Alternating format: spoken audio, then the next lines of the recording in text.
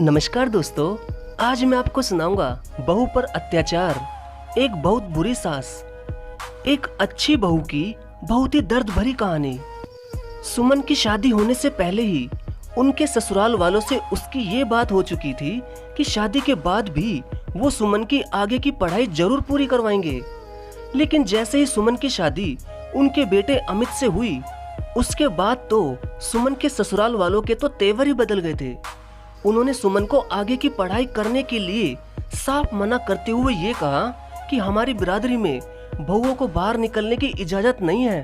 तब सुमन ने कहा कि तो आपने मुझसे शादी से पहले आगे की पढ़ाई करवाने का वादा क्यों किया?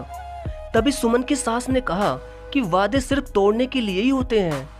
ये सुनकर सुमन को बहुत ही ज्यादा बुरा लगा और फिर सुमन ने ये कहा कि इसका मतलब आपने मुझसे झूठ कहा था।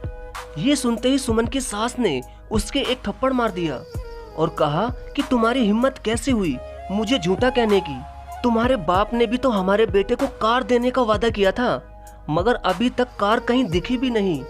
ये सुनकर सुमन की आंखों से आंसू आने लगे और वो रोती हुई अपनी सास से कहने लगी कि माँ जी, किसी परेशानी की वजह से हमारा लोन कैंसिल हो गया था, इसलिए पिताजी ने कहा था कि जैसे ही लोन पास हो जाएगा तब वो कार खरीद कर आपको दे देंगे।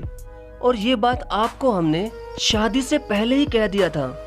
इतने में ही सुमन का पति अमित आ जाता है और वो पूछता है कि क्या हुआ? तो उसकी माँ मगरमच्छ के आंसू दिखाती हुई कहती है कि बेटा तुम ही देख लो, अभी इसे आए एक हफ्ता भी नहीं हुआ और ये मुझसे जबान चला रही है और मुझे झूठी भी कह रही है।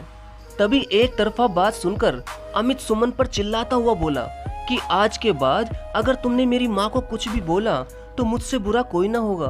तभी सुमन चुपचाप अपने कमरे में चली गई। फिर जब अमित वहाँ पर आता है तो सुमन कहती है कि अमित प्लीज, मुझे मेरी आगे की पढ़ाई करनी है, मुझे भी जीवन में कुछ करना है। तो अमित ने कहा कि सुमन, मेरे घर वालों ने तुम्हें आगे पढ़ाने के लिए साफ मना कर दिया है, लेकिन मैं तुम्हारी इच्छा पूरी जरूर करूंगा। तुम ऐसा करो कि माँ और पिताजी को बिना बताए ही घर बैठे पढ़ाई कर लो और जब तुम्हारे पेपर होंगे तब मैं खुद तुम्हारे साथ चलूंगा। ये सुनकर सुमन बहुत खुश हो गई और फिर वो अपने पति के सीने से लिपट गई। अब सुमन ने अपनी पढ़ाई के फॉर्म भर दिए और वो घर का सारा काम करके अपनी पढ़ाई करती थी।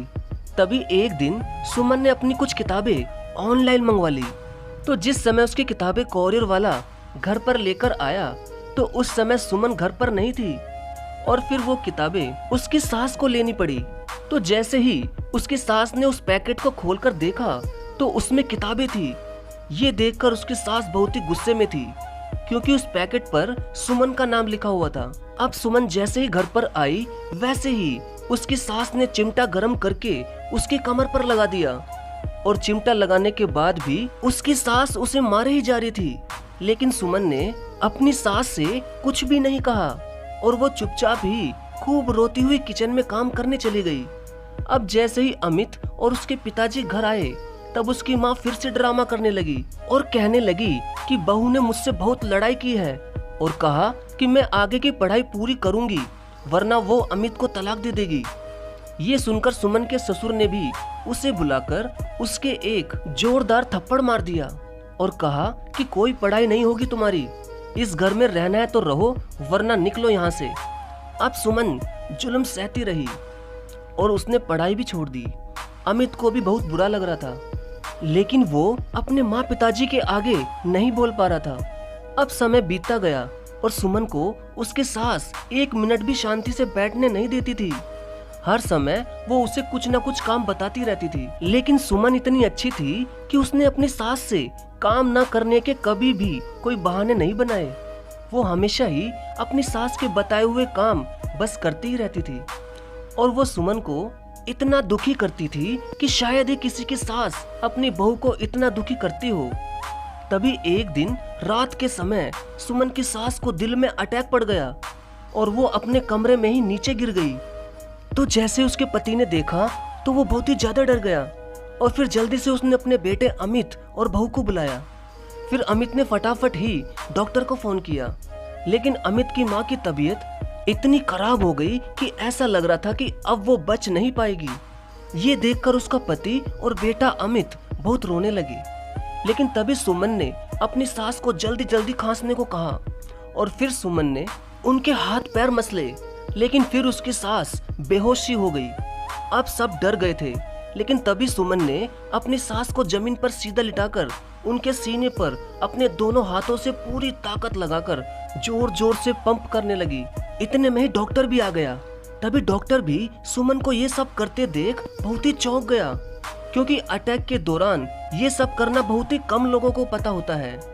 फिर डॉक्टर ने भी उन्हें बचाने की पूरी कोशिश की और फिर थोड़ी ही देर में सुमन की सांस बच गई।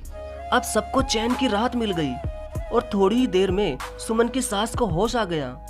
तभी अमित के पिता ने डॉक्टर को थैंक्स कहा। तब डॉक्टर मुस्कुराकर बोला कि थैंक्स मुझे नहीं, आपकी बहू को बोलो। अगर आज वो नहीं होती तो इनको मैं तो क्या भगवान भी नहीं बचा सकता था, क्योंकि जो काम आपकी बहू ने वक्त रहते कर दिया वो इनके लिए अमृत साबित हो गया। ये कहकर डॉक्टर वहां से चला गया और फिर बाद में सुमन का ससुर अपनी बहू के पैरों में गिर गया और बोला कि बहू, तू तो हमारे घर में एक देवी की तरह है और उस दिन मैंने तुझ पर हाथ उठा दिया। मुझे माफ कर दे बेटी, मैं तेरे आगे हाथ जोड़ता हूँ। तभी सुमन की सास बोली कि गलती तुम्हारी नहीं है, सारी गलती मेरी है। मैंने ही उस दिन तुमसे झूठ बोला और मेरे झूठ की वजह से ही तुमने सुमन बहू पर हाथ छोड़ दिया। और यही नहीं, मैं सुमन को बहुत मारती भी थी। इस बेचारे की कमर पर मैंने गरम चिमटा भी लगा दिया, फिर भी इसने किसी से कुछ भी नहीं कहा।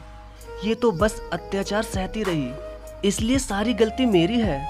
और आज जिसको मैंने इतना दुख दिया उसी ने मेरी जान बचाई, वरना इसकी जगह कोई और होती तो वो मुझे कभी नहीं बचाती।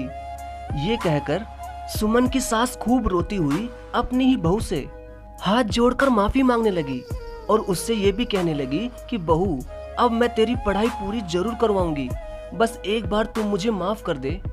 ये सुनकर उसकी बहू के भी आंखों में आंसू आ गए और उसने अपनी सास के हाथों को पकड़कर कहा कि माँ जी, आप मेरे आगे हाथ मत जोड़िए। आप मेरे लिए एक माँ से भी बढ़कर हैं और माँ का अपने बच्चों पर पूरा हक होता है, इसलिए आप मुझसे माफी मत मांगिए। तभी उसकी सास ने खूब रोते हुए अपनी बहू को अपने सीने से लगा लिया और फिर सब खुश हो गए। और अब अमित भी बहुत खुश था जो उसे इतनी अच्छी पत्नी मिली। और फिर सुमन की सास ने उसकी पढ़ाई भी पूरी करवा दी। तो देखा दोस्तों, सुमन ने अपनी सास का दिल कैसे जीत लिया। लेकिन सुमन की सास ने अपनी बहू के साथ बहुत ही ज्यादा अत्याचार किया, जो कि बहुत गलत था। लेकिन आखिर में उसी की बहू ने उसकी जान बचाई। तो दोस्तों, अगर ऐसी कहानी आपको अच्छी लगती है तो प्लीज चैनल को सब्सक्राइब जरूर करें, ताकि आपको मेरी हर कहानी का नोटिफिकेशन मिल सके। धन्यवाद।